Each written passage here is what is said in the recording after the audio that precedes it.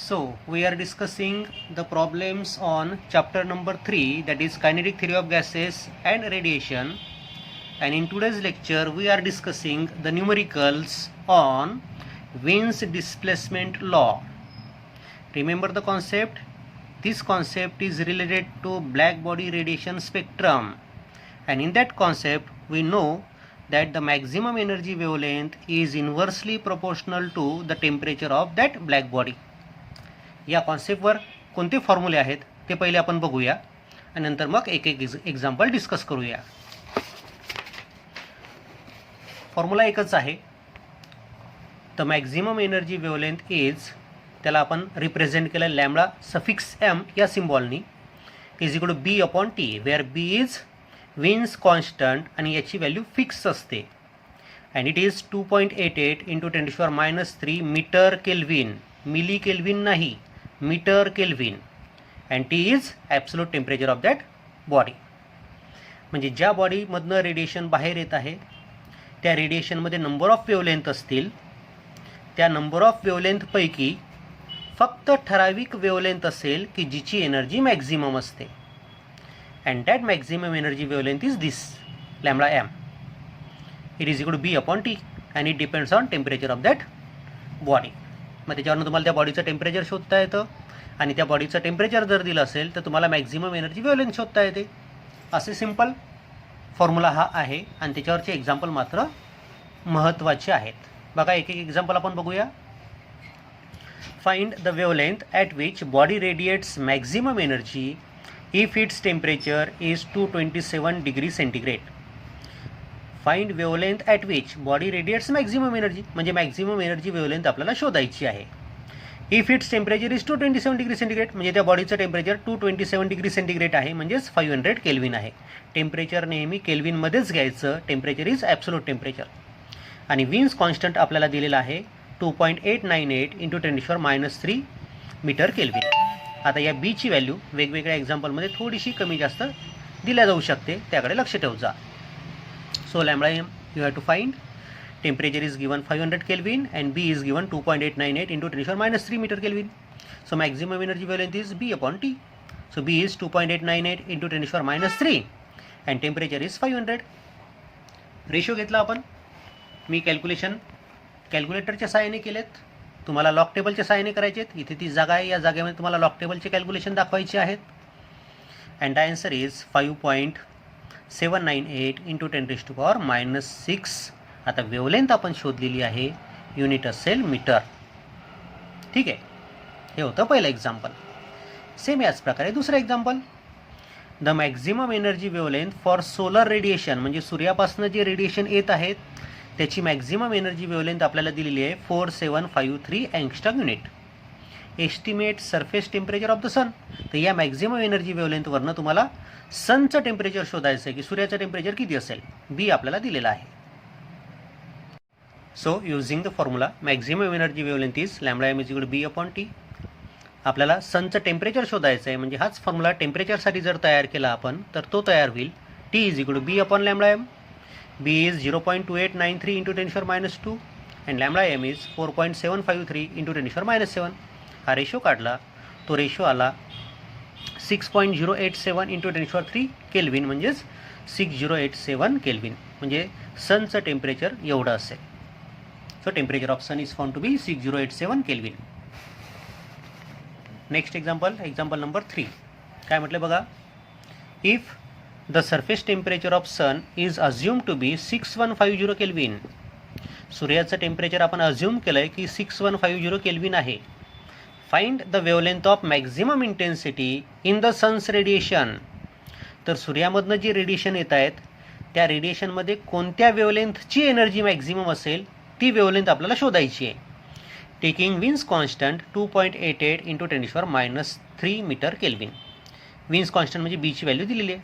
So temperature of sun is given 6150 kelvin, B is given 2.88 into 10⁻³ metre kelvin and you have to find maximum energy wavelength means lambda M you have to find. सरळ formula. So lambda M is equal B upon T. टाका values आपण place केल्या, आपल्याला मिळतं बीची value 2.88 into 10⁻³ upon 6150. दोघांचा ratio घेतला, ratio आला 4.683 इंटू 10⁻⁷ मीटर, म्हणजेच 4683 अँगस्ट्रॉम युनिट. ठीक आहे. The fourth example is the rate of radiation of energy of 2 stars is maximum at 3600 angstrom unit and 4800 angstrom unit. म्हणजे 2 स्टार्स आपल्याला दिलेले आहेत. दोन्ही स्टारमधनं रेडिएशन बाहेर पडत आहेत. एका स्टारमधनं जे रेडिएशन बाहेर पडत आहे त्या रेडिएशनची मॅक्झिमम एनर्जी वेवलेंथ आहे 3600 अँगस्ट्रॉम युनिट, आणि दुसऱ्या स्टारमधनं जे रेडिएशन बाहेर पडत आहे त्याची मॅक्झिमम एनर्जी वेवलेंथ आहे 4800 angstrom unit. What is the ratio of their temperature. तर त्यांच्या टेम्परेचरचा काय रेशो असेल हे विचारलं आहे.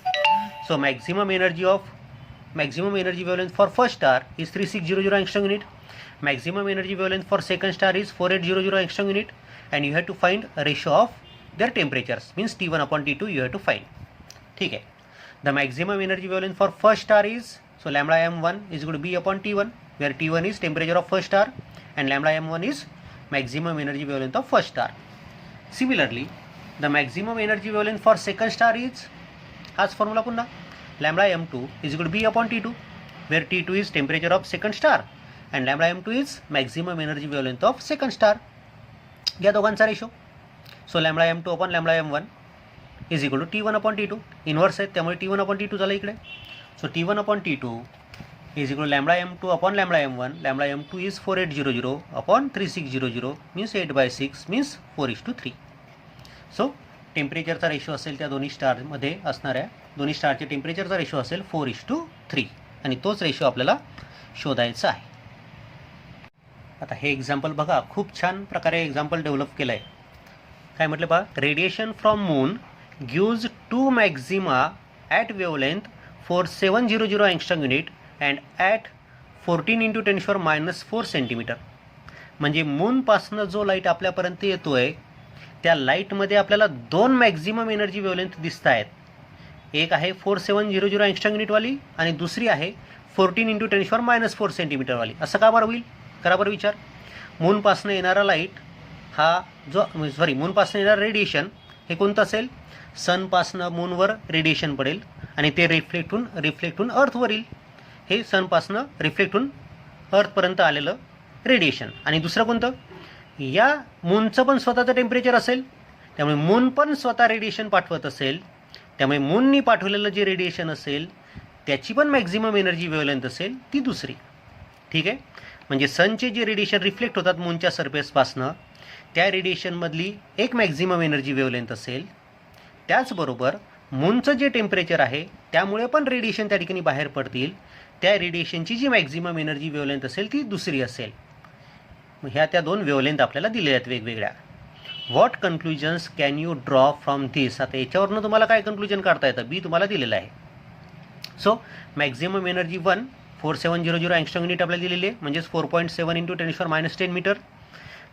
Maximum energy 2 is 14 × 10⁻⁴ centimetre, so 14 × 10⁻⁶ metre. B दिलेलं आहे आपल्याला 0.2898 centimetre kelvin means 2.898 × 10⁻³ metre kelvin. ठीक आहे. मग आपण पहिल्या मॅक्झिमम एनर्जी वेवलेंथशी रिलेटेड टेम्परेचर शोधून घेऊ. The temperature associated with first maximum energy wavelength is, so T1 is equal to B upon λm1.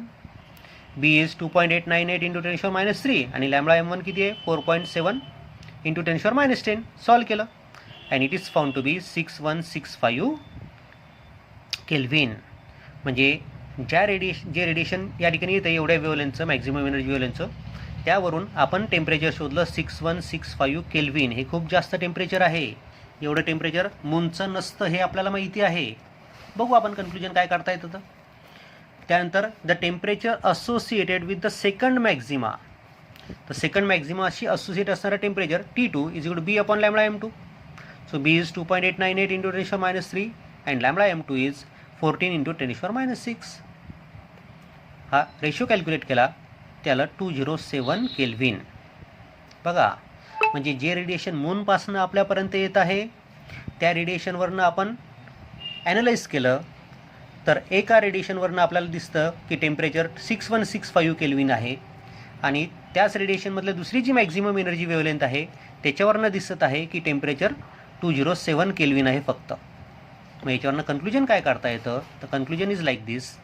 The first maximum energy wavelength that is 4700 angstrom unit shows that it is the wavelength associated with radiation of sun which are reflected from the moon. ठीक आहे, कारण की त्याचं temperature किती भेटलं आपल्याला याच्यावरनं 6165 kelvin म्हणजे सनचं temperature मिळालं आपल्याला. म्हणजे सनचे रेडिएशन मूनच्या सरफेसवर पडले आणि ते डायरेक्ट रिफ्लेक्ट झाले पृथ्वीकडे, तर त्याची मॅक्झिमम एनर्जी वेवलेंथ ती असेल 4700. आणि जी दुसरी मॅक्झिमम एनर्जी वेवलेंथ आपल्याला मिळाली, the second maximum energy wavelength lambda m2 is 14 into 10 - 4 centimeter, shows that it is wavelength which is associated with radiation of moon itself. मूनचं जे टेम्परेचर आहे त्याच्यानुसार जे रेडिएशन आपल्याला मिळत आहे त्याची मॅक्झिमम एनर्जी वेवलेंथ ती असेल. दिस शोज दॅट मूनपासून येणारं जे रेडिएशन आहे त्या रेडिएशनमध्ये दोन प्रकारचे रेडिएशन्स आहेत. एक आहे सूर्यापासून रिफ्लेक्ट होऊन डायरेक्ट येणारं रेडिएशन, रिफ्लेक्ट होऊन येणारं रेडिएशन, आणि दुसरं आहे मूनपासून येणारं रेडिएशन. म्हणून दोन मॅक्झिमम एनर्जी वेवलेंथ आपल्याला मिळाल्या. And the last example which is taken from text book एक्झरसाइजमधलं 25वं हे एक्झाम्पल आहे. क्वेश्चन बँकमध्ये या टाईपवर एक्झाम्पल विचारलेलं नाही. काय म्हटलं पहा, find the temperature of black body if it's spectrum has a peak at. आता ब्लॅक बॉडीमधनं जे रेडिएशन बाहेर पडतं त्याच्यामधनं मॅक्झिमम एनर्जी वेवलेंथ आपल्याला दिली 700 नॅनोमीटर व्हिजिबल. ही वेवलेंथ व्हिजिबल रिजनमधली आहे. Maximum energy wavelength is 3 centimetre, ही मायक्रोवेव्ह रिजनमधली आहे. And maximum energy wavelength is 3 metre, ही रेडिओ वेव्हमधली आहे.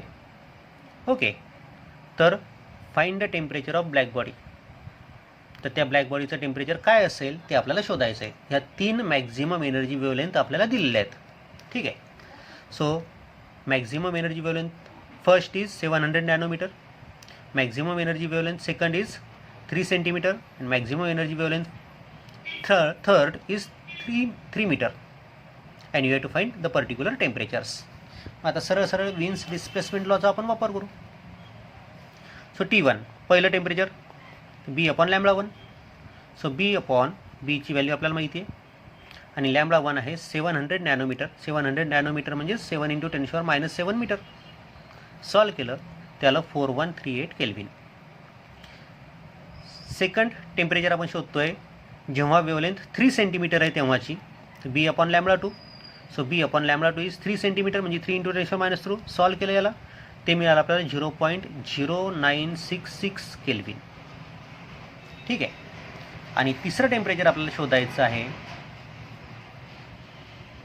जेव्हा वेवलेंथ आहे 3 मीटर एवढी. So B upon lambda 3. So B upon lambda 3 म्हणजे 3. Answer is 0.966 × 10⁻³ kelvin. असे ते वेगवेगळे टेम्परेचर त्या ठिकाणी असतील. त्या रेडिएशनमध्ये जे आपल्याला मॅक्झिमम एनर्जी वेवलेंथ दिलेली आहे त्याच्यावरनं आपण ते शोधले. असा हा 6 एक्झाम्पल्स आपण या टाईपवर घेतलेत. व्हेरायटी एक्झाम्पल्स होते. ओके, पण सोपे आहेत.